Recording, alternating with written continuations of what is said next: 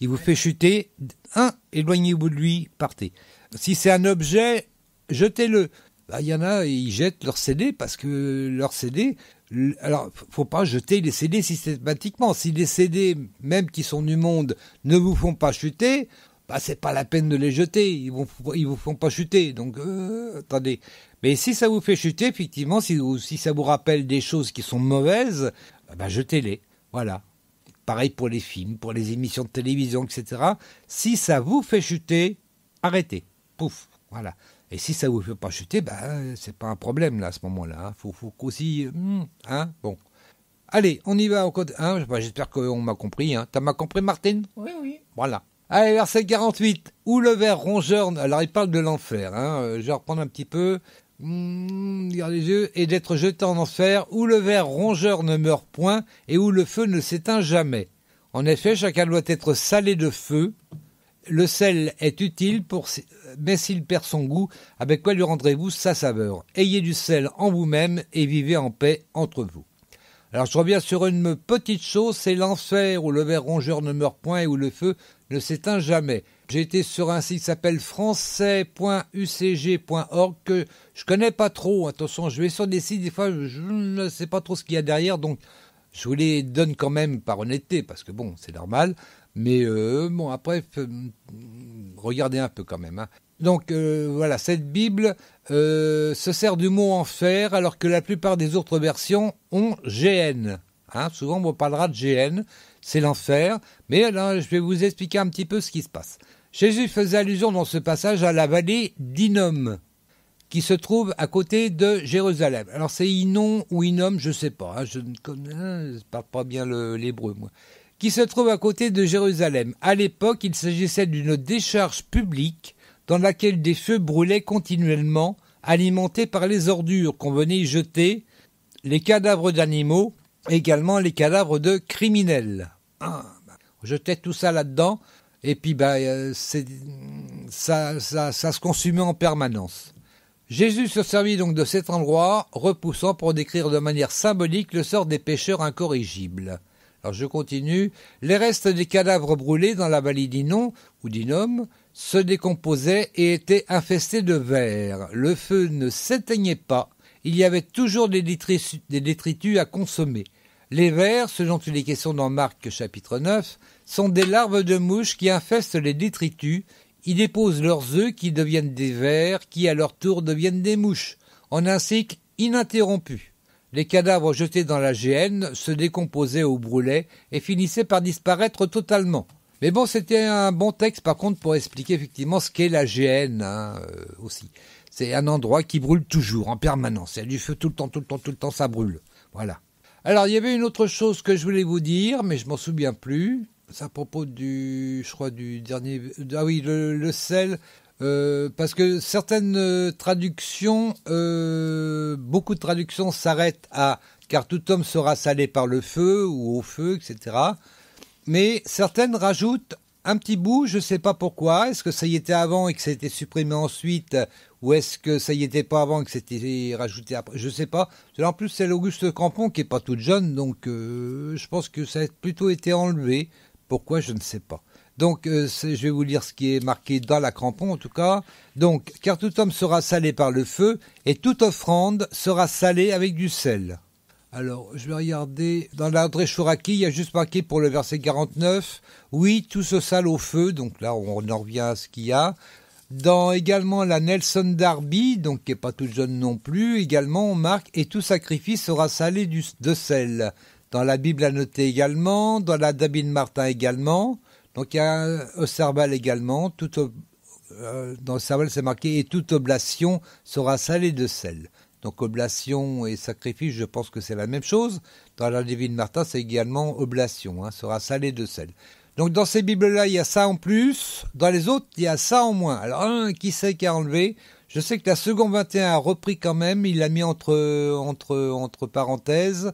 Donc la seconde 21, c'est marqué. En effet, tout homme sera salé de feu et tout sacrifice sera salé de sel.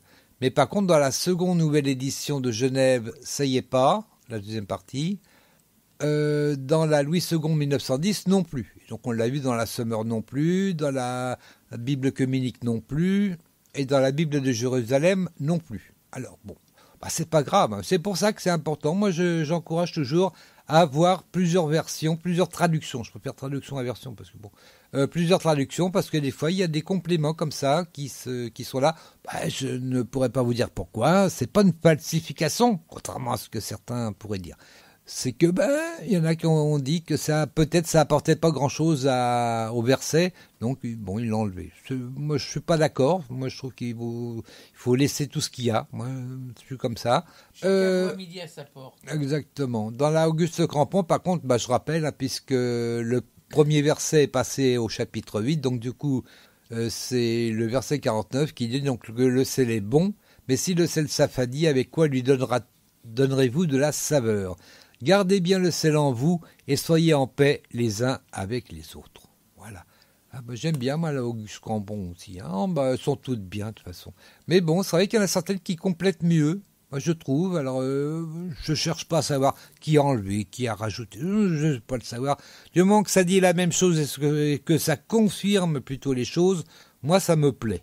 Voilà, c'est tout. Et puis, sur ça, Martinette, on va écouter quand même une petite chanson. On n'en écoutera pas trois, on n'en écoutera que deux. C'est tant pis. C'est comme ça. Allez, toujours Christophe Harry, Your House. Après, on voit la question de peu trop de l'éternel. J'espère qu'elle n'est pas trop longue, je n'ai pas regardé. Allons-y. On est au bord de la mer, c'est bien ça.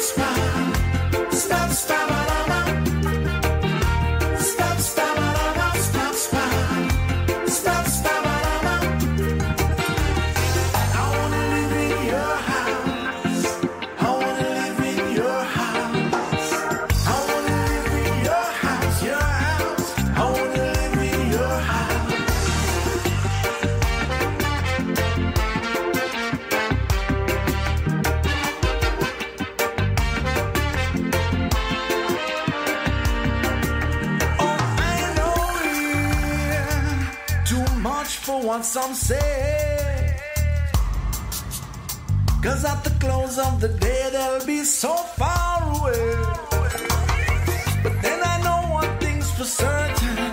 Yes, at the closing of the yes, I know one thing's for certain. You'll be there, you'll be there. It was you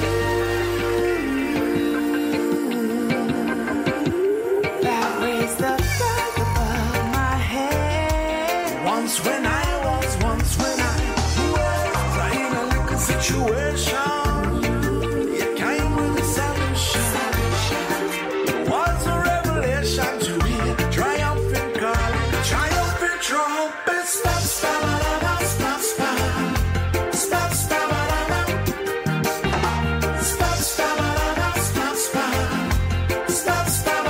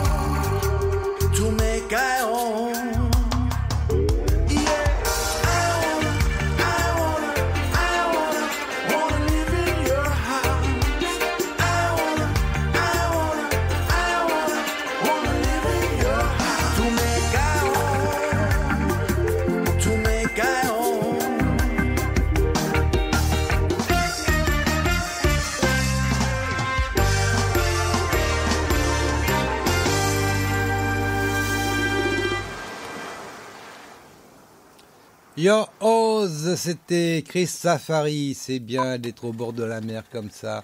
Ah, ça suffit ça. Oh, bah, attendez. Voilà, eh bien, on va maintenant retrouver la question de peu trop de l'éternel, et puis on va avoir la réponse qui était finalement pas si facile à trouver. En tout cas, je suis sur Google, hein, Martinette, t'as eu du mal. Hein.